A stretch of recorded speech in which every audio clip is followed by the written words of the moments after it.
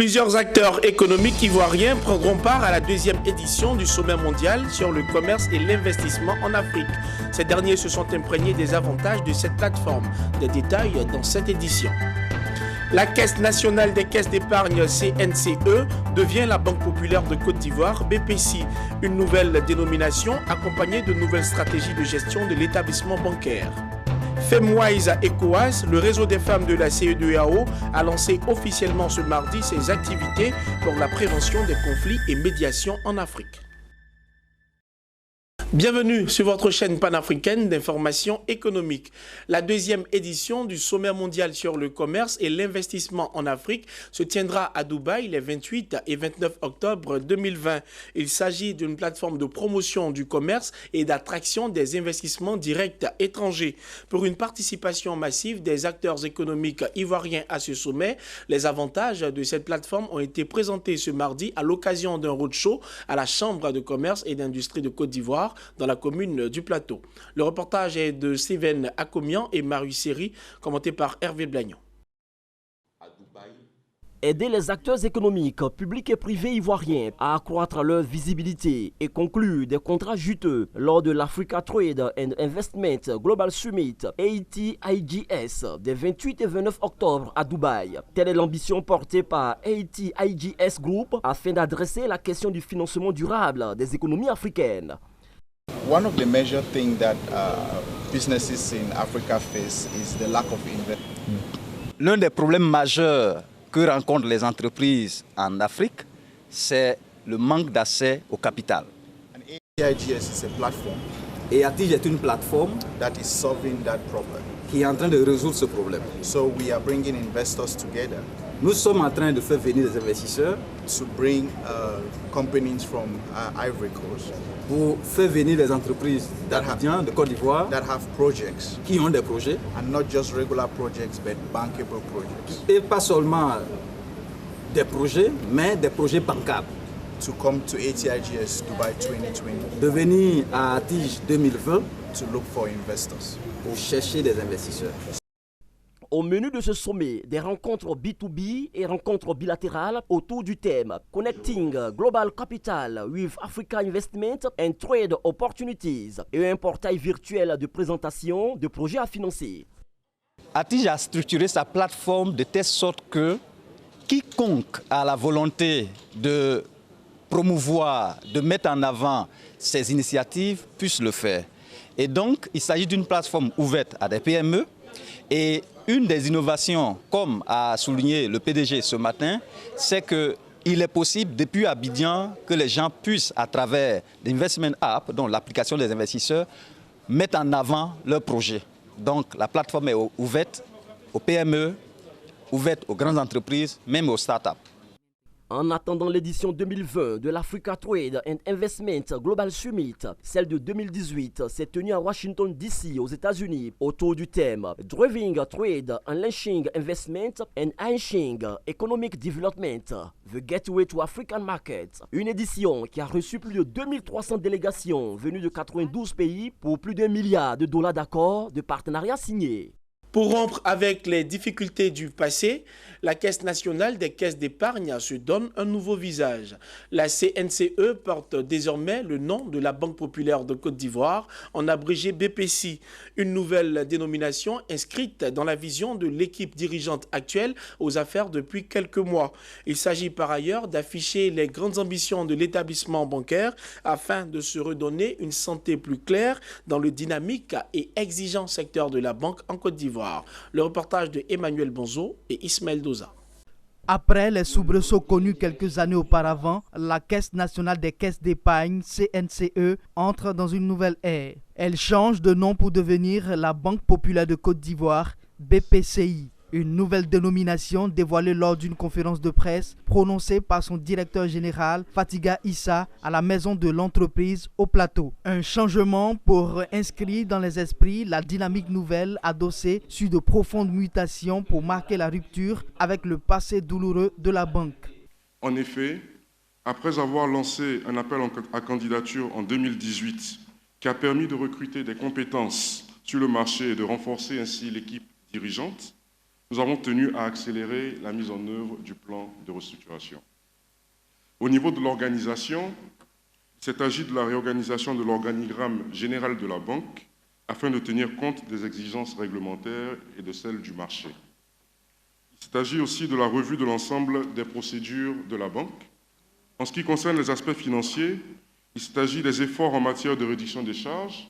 Toujours sur les aspects financiers, il s'est agi du renforcement des fonds propres grâce d'une part à l'injection de 53 milliards de francs CFA par l'État de Côte d'Ivoire et d'autre part par la cession d'immobilisation hors exploitation. À travers cette mutation, il s'agit pour les responsables de la nouvelle banque de regagner la confiance des acteurs et usagers des services bancaires. Ainsi, dans les échanges avec la presse, Fadiga Issa a relevé les avantages qu'offre son établissement en faveur des PME et clients particuliers. Nous avons une nouvelle stratégie qui est axée sur les classes moyennes et les classes populaires pour ce qui est de la clientèle des particuliers, qui est axée aussi sur les PME auxquelles nous accordons aujourd'hui des financements.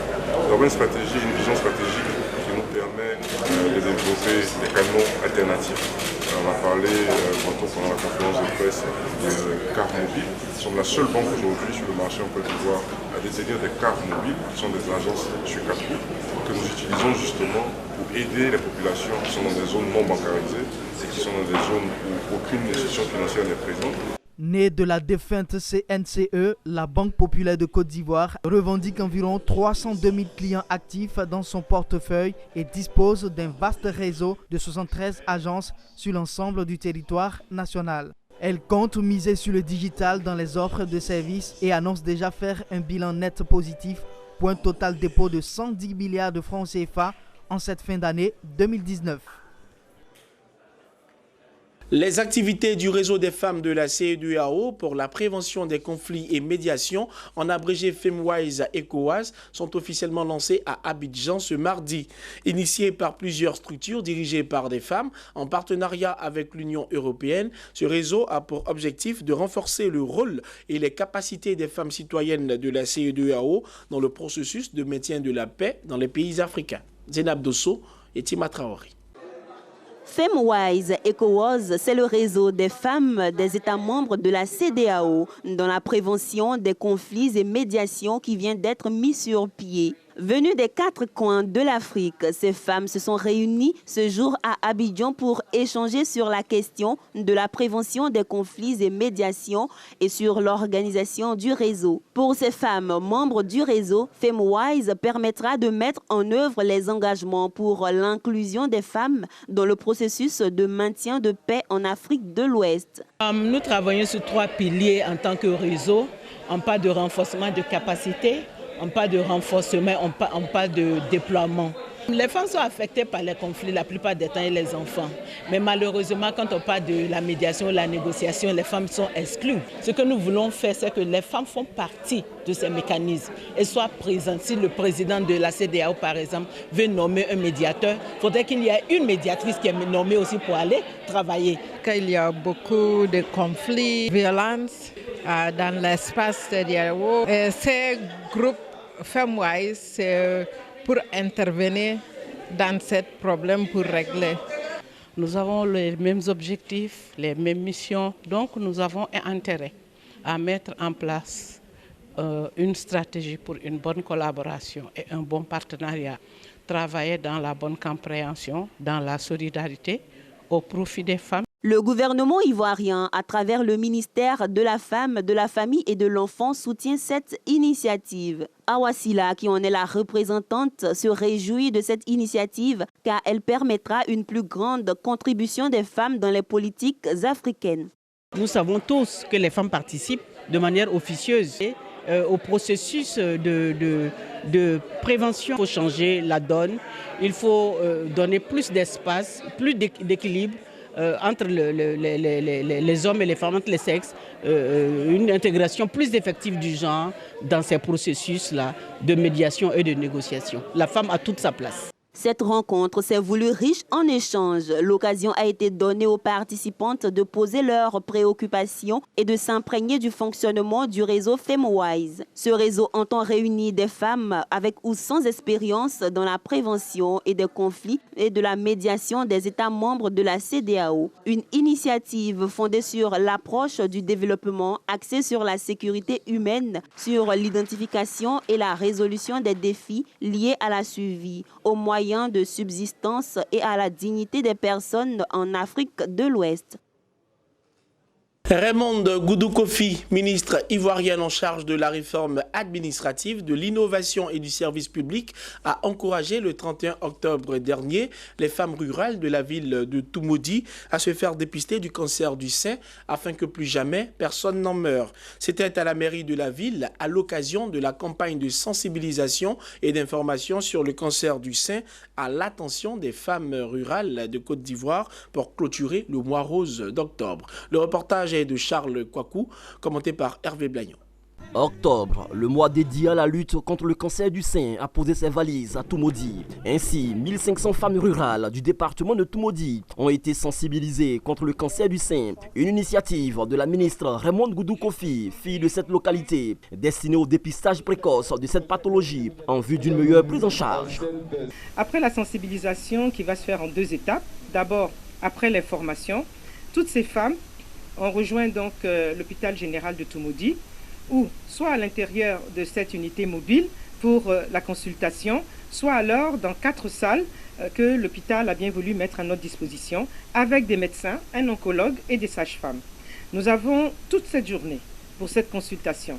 Et si d'aventure je ne le souhaite pas, on découvre donc que certaines femmes présentent donc une suspicion, n'est-ce pas, de boules dans le sein. À ce moment-là, ces femmes-là, l'exploration se fera de façon plus prononcée. Elles iront faire une mammographie et on verra si effectivement il faut les suivre ou pas. L'objectif, voyez-vous, c'est qu'on ne pense pas suffisamment à ces femmes du milieu rural. On a toujours tendance à s'adresser aux femmes de la ville. Mais ce sont des femmes qui travaillent énormément. Et si elles sont en mauvaise santé, évidemment, elles ne pourront pas être productives, alors que la nation compte sur elles.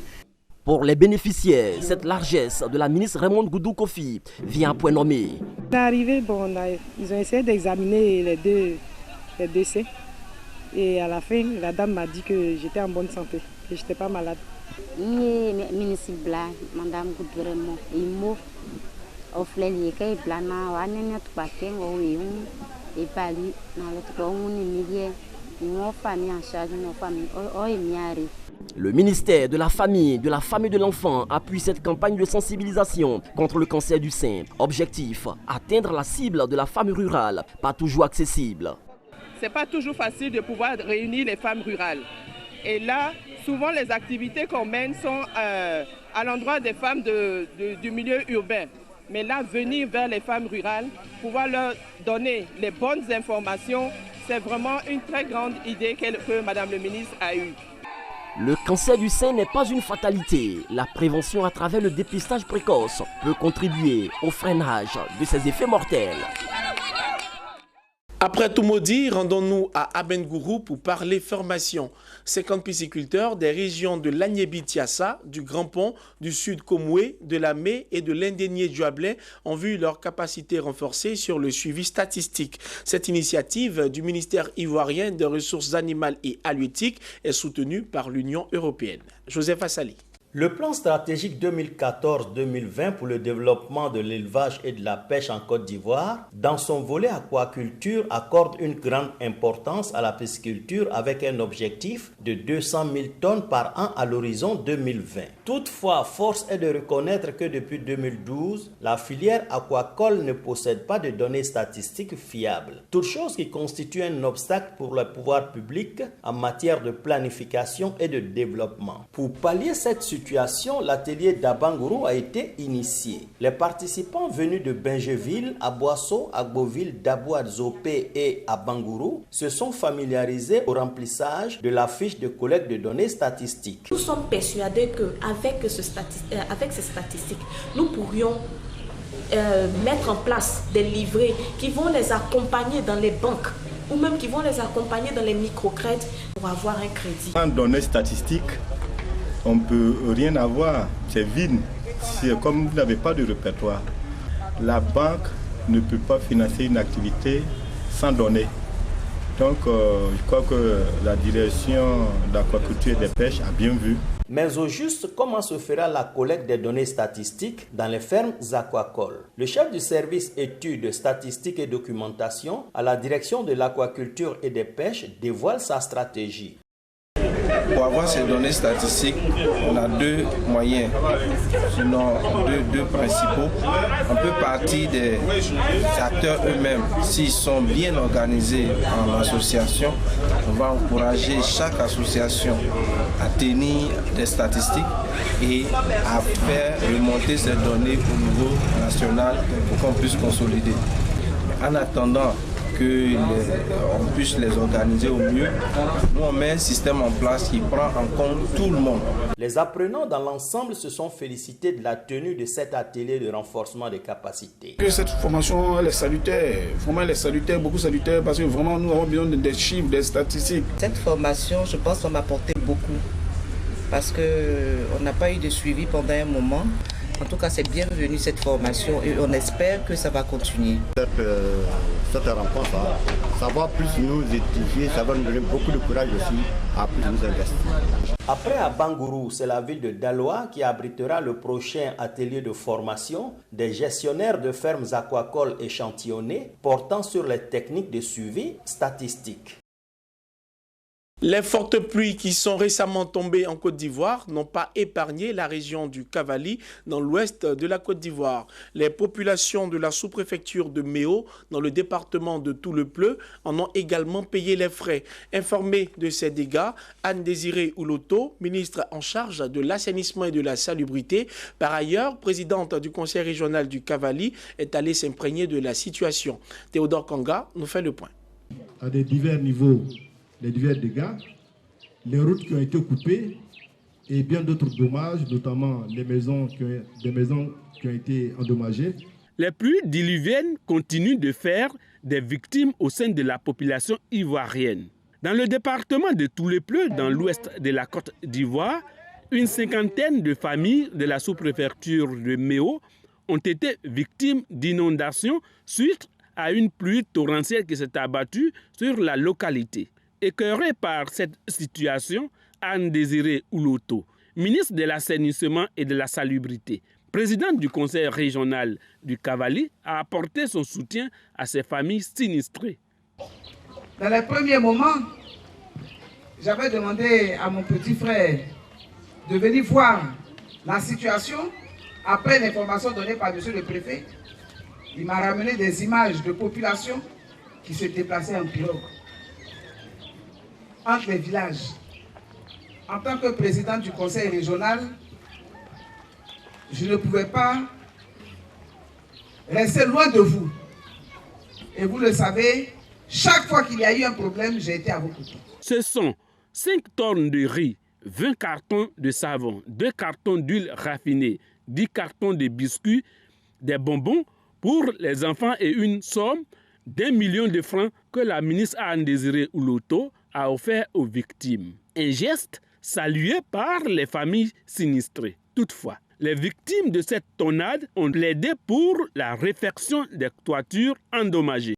Je demande au gouvernement de nous envoyer les tonnes avec les trucs qui sont perdus. Au niveau de l'école, lorsque le vent, la pluie est arrivée, ça a pris sur la feuille et sur quelques feuilles de matelas de CP1. Au terme de cette cérémonie, la ministre a annoncé l'arrivée prochaine du gouvernement à Méo pour apporter sa compassion aux victimes. Le gouvernement soudanais envisage de réaliser des transferts d'argent aux populations les plus pauvres du pays pour subventionner leurs besoins. L'annonce a été faite par Abdallah Hamdok, Premier ministre soudanais. Selon lui, cette mesure pourrait permettre aux plus pauvres soudanais de faire face à leurs besoins en produits de première nécessité tels que les denrées alimentaires, le carburant, les services médicaux et l'éducation. Voilà qui vient mettre fin à cette édition. Merci de nous avoir suivis et bonne suite de programme sur Business 24 Africa.